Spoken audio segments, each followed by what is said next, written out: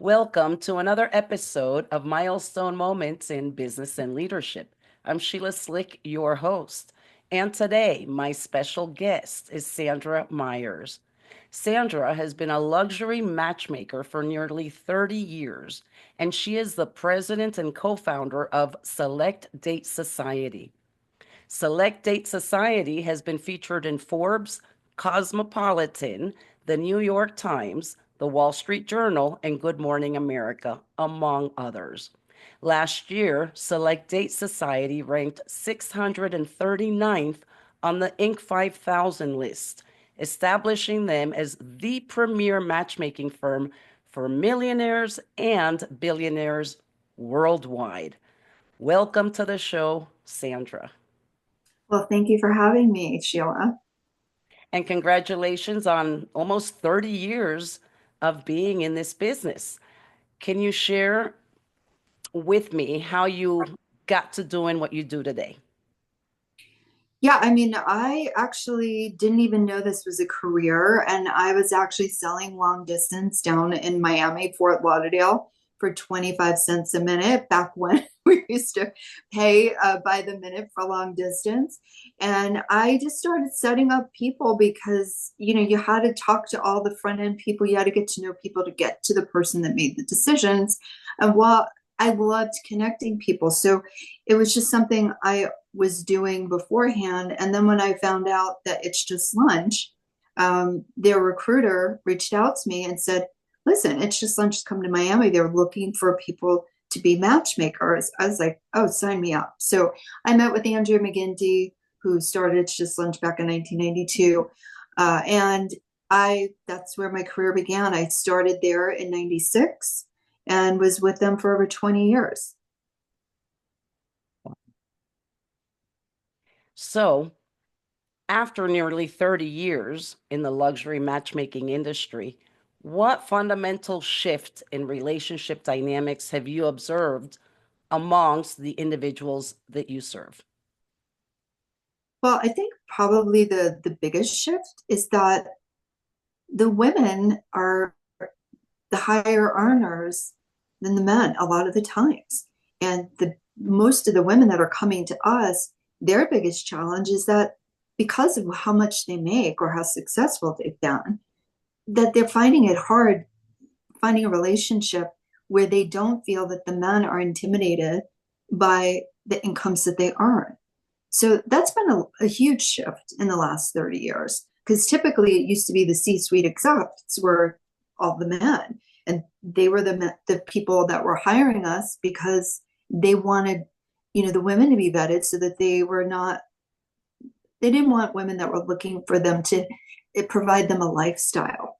So now it's kind of the reverse. Now the women are making sure that they want a highly vetted person that we background check, that we've interviewed, that we've asked the right questions to, so that if they put themselves out there and put their heart on the line, this is someone that they can truly consider without the worry of the rest of it. And that's kind of where we found our niche market, was because of this actual change and shift in the dynamics of matchmaking. I'm still listening. It's almost like I want you to repeat that because you caught me so off guard. I thought you were going to say, well, it shifted because of technology and we're different, but you just blew me away. So can we just repeat that the women are, Yes. I love that. Well, I think that the women have been ignored in the matchmaking industry as the client. I think that the heavy weight and most services really focus on the men, and we've done the opposite. Not that we don't work with men, because we do have male clients, but we work with a very limited clientele. So we pick and choose, like, who's really here with the intention to find their person, and that's their end goal, and that's what is a priority for them in this moment in time. We don't really want to work with somebody that they're kind of dating. If something happens, it happens. Like, we want the serious client that genuinely they're ready, they've done the work on themselves, they know what they want, they can be clear about it so that we can be effective. So, what was a pivotal business decision that helped catalyze your growth, that took you from being a boutique matchmaking service to a recognized industry leader? I think it's when and this is going to sound so mundane, but I think when we took the money off the table and stopped worrying about the money, and Amber and I decided, you know what, we're going to run this firm with that set aside. If we could do this and didn't have to worry about the money, how would we run the firm and how would we best serve the client and how would we get the results as quickly as possible if we didn't, if we took that piece out of the equation? And that's exactly what we did. And we went from trying to get hundreds of clients, not a year, but like working with hundreds of people and expanding our team and growing and the typical growth of a company. You start and you grow and you expand and you franchise, and we did the opposite. We went from being bigger to smaller to smaller to smallest.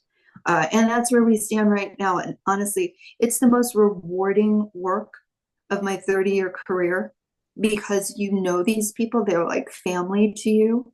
And you get the results because you know them so well that the matchmaking piece actually becomes easier. So, perhaps your market, not your market, but the people you serve is smaller. You cater to millionaires and to billionaires. And so, with that in mind, you could probably tell us some of the things that you do differently than just perhaps someone that's wanting to swipe through an app. I'm not very familiar with the apps. We talked about this, right? So if you want to give me some insights on how it works in case anyone wants to learn more about your service. I think the confidentiality piece is the highest priority for our clients.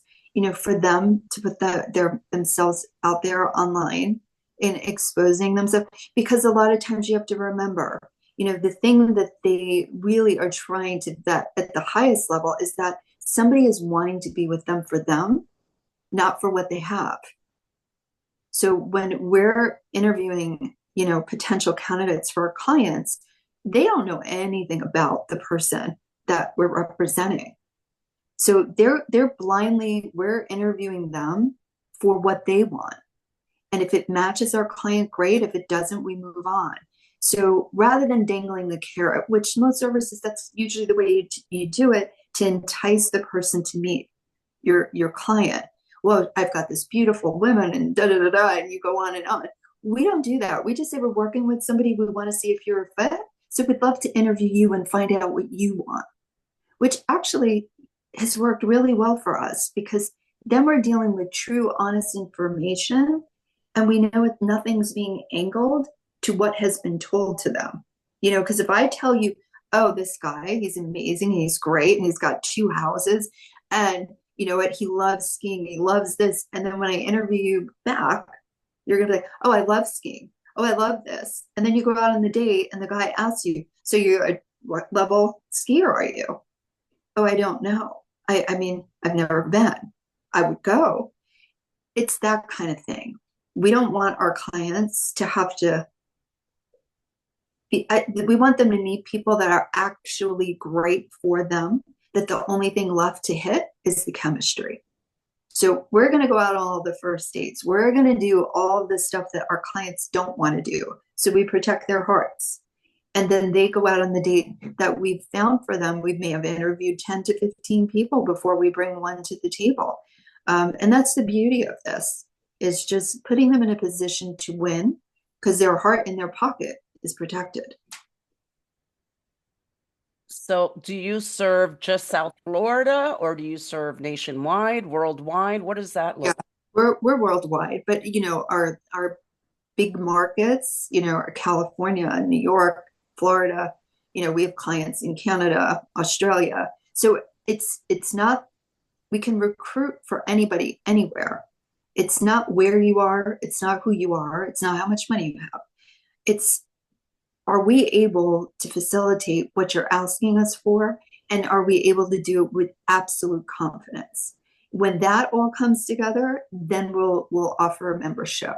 But if we don't feel good about it, honestly, we do refer potential clients to other matchmakers. If I know somebody really just wants a Hasidic Jew, and well, we may not be as well equipped as somebody that just works with Jewish clients.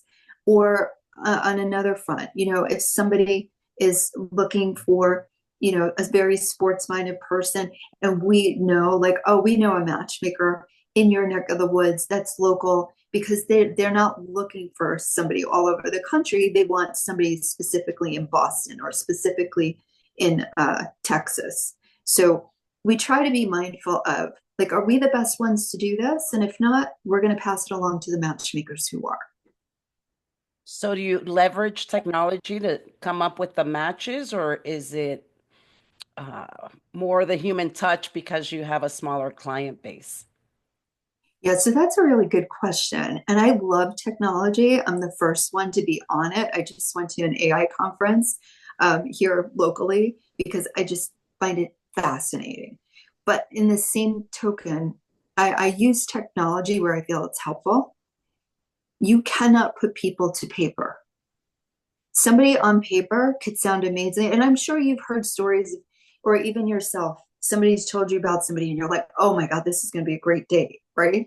Then you go on the date and you're like, wow, this is not fun. He's not as interesting as I thought. I created this idea of him in my head. And yet when we're in front of each other, it's landing really flat. So when it comes to what we do, instincts and experience are our best guide. And that's what we go off of. So when we're telling a client why we're going to move forward with the date, it's not going to be because, oh, they ski and they do this and they do that. It's going to be, well, when we met with him, this is what he said. And it was so on target with what we were talking about. So we're going to really delve into the qualities that most people don't think about, which are the things that bond us the most. And that no computer, no algorithm is going to be able to do that. Love it. So I had told you before, I dated before we even had the internet. I've been married almost 30 years. So what would you say to Congrats. someone? Yeah, Yeah, no, that's no. great. That's why my questions may be like, how do you leverage the technology? I do have friends that have used either an app or, they hire a firm like yours. But perhaps there's someone out there in the audience today that is divorced or looking, for their next person. What advice would you give to them? Well, I think you have to actively be doing something to get good at it. So my advice is, like, put your toe in the water. Let your friends know that you're single and that you're ready to meet people. When you meet people out, let them know you're single. I think stating it, and I'm a firm believer of what you speak is what becomes your existence. And I manifest things all the time, and I'm not a woo type person at all, but I've just seen it work. What you speak is what comes to you. So you want to do that. And you know what? I don't think that going on apps and everything is a bad thing. If you can, like, do your due diligence and try to get as much information about the person on the front end, look them up, look at their social media, try to get a good feeling of who you're meeting, and then maybe meet them doing something that you have in common. So rather than going out on a typical date that could be really awkward for somebody just getting back into dating, like, if you both like golf, go golf. Do a half a course. I don't know. I think that's 18 holes or 9 holes. I don't even know. I'm not a golfer. Or go play pickleball or tennis, or just do an activity where you can, like, go grab, like, a drink afterwards or something if it's going well. And if it's not, you can kind of disengage without being, feeling inappropriate. So I do have another question for you. With your boutique or your firm, Mm-hmm. do you also provide background checks? Because I'm assuming that if someone just goes online or, you know, uses just maybe an app, I don't know where that, the background check, like how that works. You're supposed to, stranger danger, so to speak. That's what you teach Or your Tinder swindler. yeah, like, That's for oh, how most are you going to people. meet someone that you met on Facebook, even though Facebook, may be more passe. Does using a service like your firm make it safer for a person rather than just randomly swiping? Yeah, I mean, we do our due diligence. We do run background checks. We do, we're checking their social media. We're looking at all of what's on. My husband's a private investigator. There's a lot of things that you can find out about people that are actually in the public domain. But it takes a little energy and time and effort. But yeah, of course. And you have to realize that most of the people that we're connecting our clients to are working for companies that we can see their background, we can check their history, and we'll know if they've had any criminal backgrounds or liens, or it shows us all that. It's a public data check. So yeah, knock on wood, we haven't had an issue at all. But again, most people that are looking to deceive, they're usually not going to want to work with us. Well, especially with your husband being a private investigator, you have like that level. That's wonderful. Well, where can my audience find you online? So they can go to selectdatesociety.com, and that's the easiest way to find us. Or we have a Facebook page. We're on LinkedIn. We're on, all the social media, and you can reach out to us. There's an inquiry form online, and even if you just want to talk to us or want to just be a member in our network. To be considered for a match, you can go in and go to the inquiry form, put your information in, and just make us aware that you're not looking for representation. You're just looking to be, in our network. Wonderful. So, what is your next step, Sandra? Or your I next think, milestone, not your next step, your next milestone? yeah, my next milestone is to get my book done. I've been working on it for a couple of years. I just need to get it done. It's one of those things that you know it so well that it's not as interesting to you as it would be to somebody else. But I know that it really would help a lot of people, especially people that haven't dated in a long time. It's basically how to master going on a first date and understanding like where the pitfalls are, where the things that could either enhance the date or throw it off the cliff, and like how to avoid those situations and how to keep from taking the little spark and fire that's there, and how to keep from dousing it with a whole huge bucket of water because you go down the wrong road of conversation. So it's just a really quick guide of how to do it well so that you can confidently walk into a first date, whether you've been dating for 10 years or you're just getting back out there. Well, I look forward to having you back once you're ready to launch your book. Thank Yeah, definitely. thank you for joining me today. Well, thanks, Sheila. Appreciate it. And thank you all for tuning in to another episode of Milestone Moments in Business and Leadership. Until next time.